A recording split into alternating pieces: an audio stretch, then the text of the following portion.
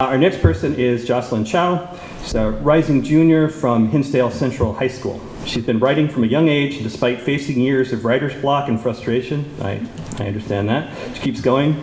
Some of her favorite hobbies include playing the cello and piano, torturing her cat, and spending an embarrassing amount of time watching YouTube videos and playing video games. So please clap her to the stage.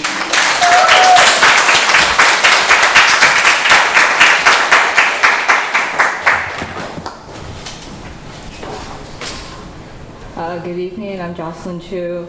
I wish I prepared more for this.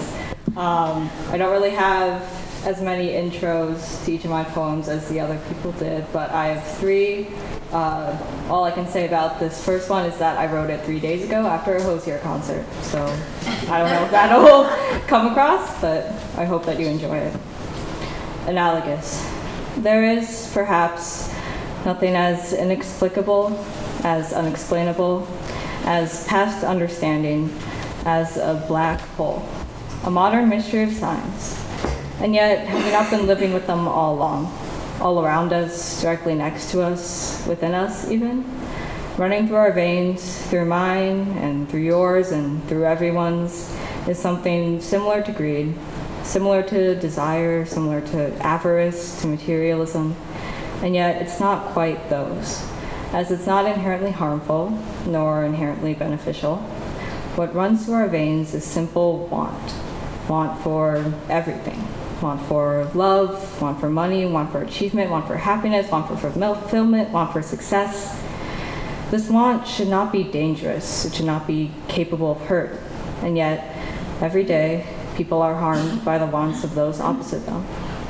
Whether it be in the war-torn Middle East, or the streets of urban cities across the world, or their own homes, people are constantly being hurt by the whims of others. It is this insatiable want, this black hole, if you will, that every person is born with, that every person tries and fails to fill, because it will never be full. But what is the human condition if not to want and want and want and want and want, to somehow escape the brevity of life and find oneself the exception to the universe's cruel machinations? Thank you.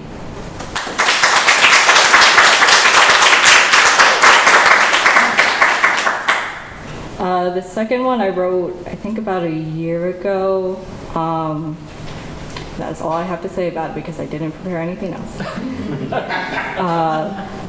All that there is. It settles in the pit of my stomach, and I welcome it. Like an old friend, like a warm hug, like something wonderful, something helpful. And in doing so, it seeps its poison through my lungs.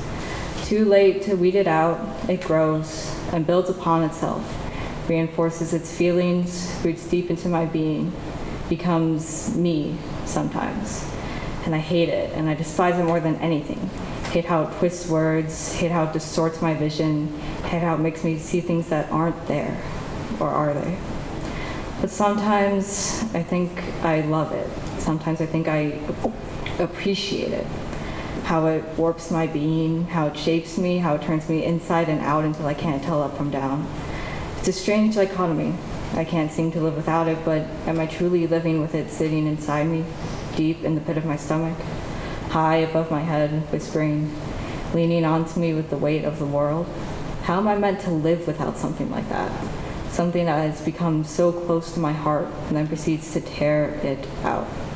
Something that lives within my brain and then blocks out my thoughts. Something that becomes my world and burns it down to ash. Thank you.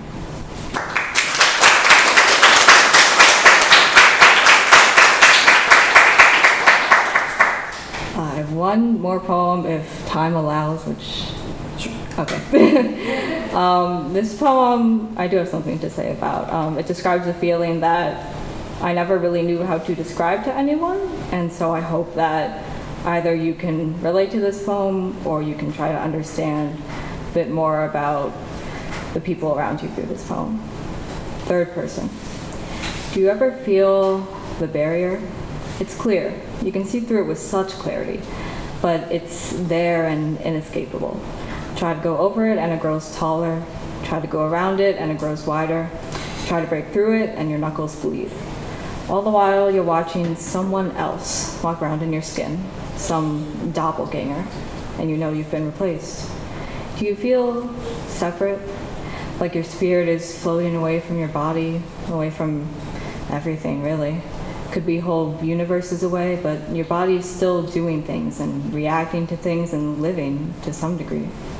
It makes you feel useless. It makes you feel hopeless.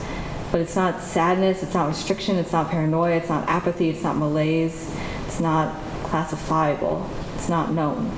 It's something entirely different.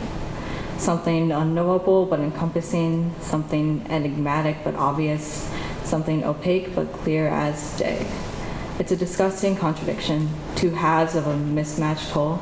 It makes you feel crazy, makes you feel out of control, makes you feel stupid, makes you feel ready to peel your skin off, makes you feel ready to do anything, just to feel something again, just to taste something, just to breathe and feel the air enter your lungs. How to return? How can one return to a cast-off ship when they were never tethered to begin with? How can one return to a team when they were never a member? How can one return to their home when they were never a resident? How can one return to their life when they were never really living? Thank you.